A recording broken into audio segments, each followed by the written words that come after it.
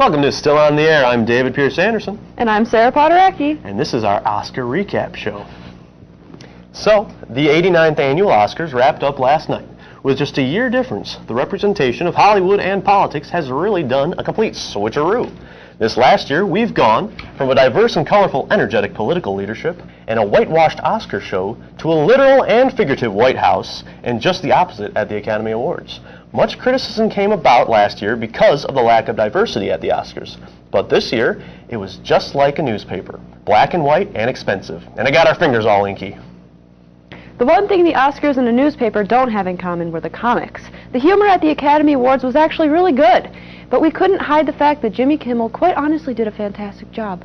Kimmel and his raw humor were at its A-game this Sunday, and he definitely did not disappoint. Receiving a standing ovation after Justin Timberlake's opening performance, Kimmel went on to jab Mel Gibson and Meryl Streep, which, for both of those, he was actually poking fun at President Trump. He led a tour group detour through the front row in which those tourists got more screen time than the actual winners of the night.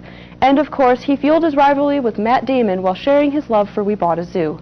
Kimmel overall did an excellent job of keeping us laughing throughout, whether it be through a slight roast or an observational comment. And no children were hurt in the making of this show.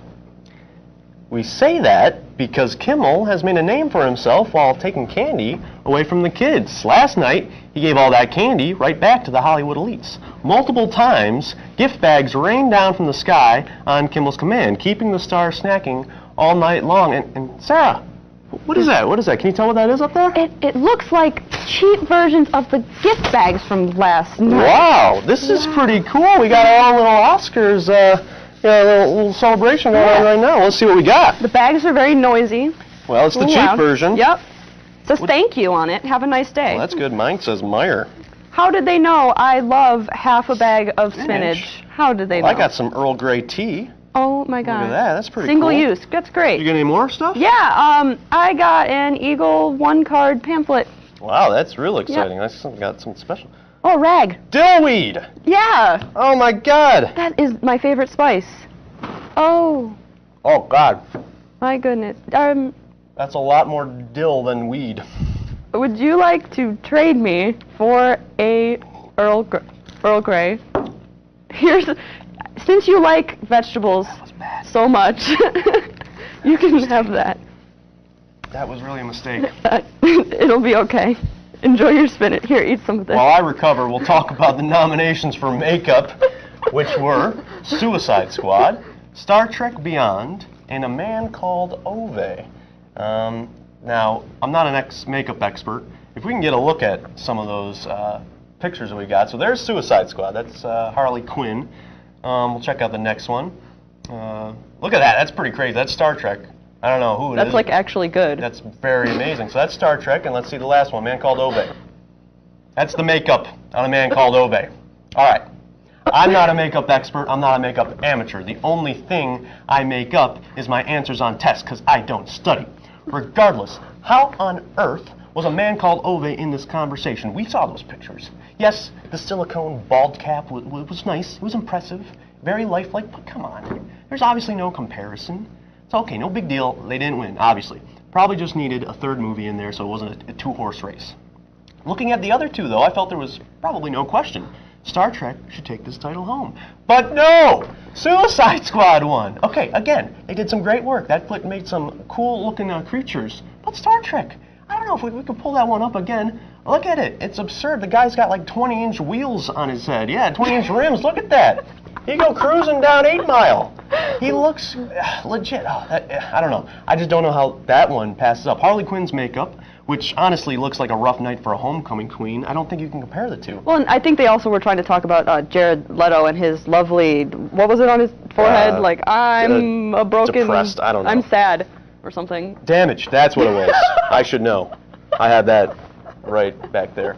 Anyway, this was the biggest eye raiser for me. I don't know how Star Trek didn't win and how A Man Called Ove was in there. There was some amazing aliens, some colorful criminals, and an old guy.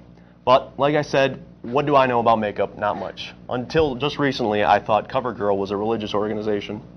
Well, the La La Land crew can't complain too much, though, as the film walked away last night with 6 Oscars. They received awards for cinematography, directing, Best Original Music Score, Best Original Song, and Production Design. Additionally, Emma Stone won Best Actress for her work on the film. Now, as far as other winners go, the less attractive of the Affleck brothers, Casey, got away with Best Actor for Manchester by the Sea. The extremely talented Mahershala Ali. You should see his full name. Oh my gosh. Won Supporting Actor for his performance in Moonlight. The powerhouse Viola Davis won Best Supporting Actress for her role in Suicide Squad. Fences. That's embarrassing. Anyway, in an upset for Moana fans, Zootopia won in the animated feature category, also beating out the stop-motion feature Kubo. Kubo, right? Yep. Had to check. Fantastic Beasts and Where to Find Them was the well-deserved winner of costume design because literally everything else would have been like looking through your grandmother's wardrobe and finding clothes that might work.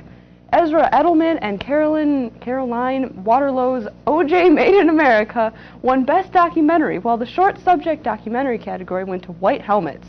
Hacksaw Ridge editor John Gilbert, that's a really easy name, is reaping the benefits for pulling out his hacksaw and cutting the movie together because he beat out the rest in the editing category. This is a riot. The Salesman won the Foreign Film Award for apparently being the first time in 50 years that a salesman came knocking on our doors. For those with shorter attention spans, Best Animated Short Film was Piper, and Best Live Action Short Film was Sing. And no, not the animated pig version. So, as great as Zootopia was, Sausage Party got snubbed. Arrival arrived and received the award for sound editing. They missed the bus and couldn't arrive for sound mixing, though, because that award went to Hacksaw Ridge. Crushing the hopes of Star Wars fans everywhere, The Jungle Book won Best Visual Effects, beating out the space opera Rogue One, which went home with no awards, which prompted millions of nerds to cry out in pain. Best Writing for an Adapted Screenplay went to Moonlight, making it the 3rd win for the film that night. Best Original Screenplay went to Manchester by the Sea, regardless of the lack of men named Chester. Alright, after Warren Beatty tore off his Mission Impossible mask to reveal he was Steve Harvey, Faye Dunaway tore off her mask to reveal she was mid-2000s Ashton Kutcher, because La La Land got punked. In most likely the most topsy-turvy moment in all of television live history, the Oscars wrapped up twice. Dunaway announced La La Land as the winner for Best Picture, only to have La La Land producer notify Moonlight they were in fact the winners of Best Picture. So here's what I think happened, and if you watch the tape, you might agree with me.